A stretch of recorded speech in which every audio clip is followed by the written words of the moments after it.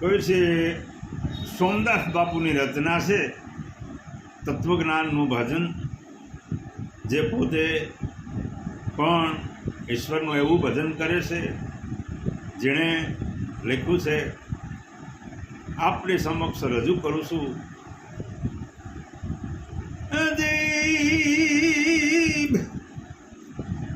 સત્સંગ રૂપે ઘણી ભરે અને માહી વાણી રૂપી શેરડી પીલાય. સત્સંગ રૂપી ઘણી ભરે અને માહી વાણી રૂપી શેરડી પીલાય. પણ જ્ઞાન રૂપી માહી રસ નીકળે એ તો અગમ નાય દાન.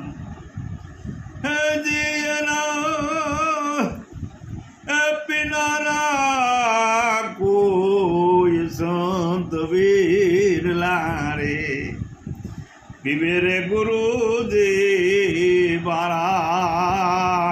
રામ રસ પીધો રે મેં તો ખૂબ લોભ રે નહીં. આ રામ રસ પીધો રે મેં તો ખૂબ લોભ રે નહીં રે. હજી 5 તત્વનું કોહલું કીધું અને ઓહમ સોહમ ના ધોરીડા જોડ્યા. અરે રે એ તો એક આવે ને એક જાય. એદી મારી સુરતાની સવારી ત્યાં થાય. એદી ગુરુજી મારા રામ રસ પીધું રે મેં તો ખોબલો ભરીને રે મેં તો રામ રસ પીધું રે. જી બોલો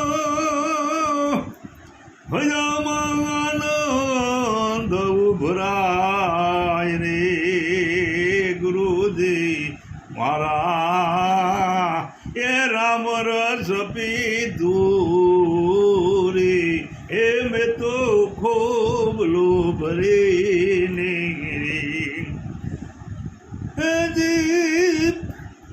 એનો કોડકાનો માને સંભળાય રે એવા ગુરુજી મારા રામ રસ પીધું મેં તો ખોબલો ભરીને દી.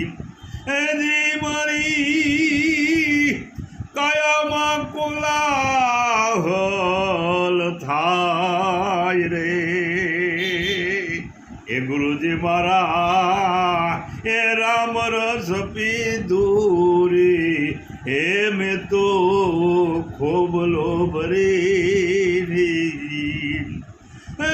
મેં તો ખરી રે હે વસ્તુ ખોડી લીધી રે.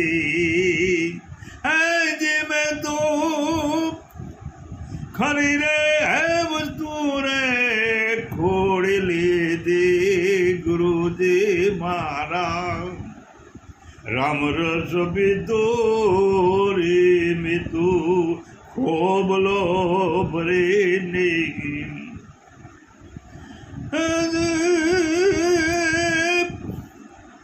માવજી રામ મેર કરી યદી માવજી રામે રે મેર કરી અને સોમદાસ ગુણ લાગાઈ.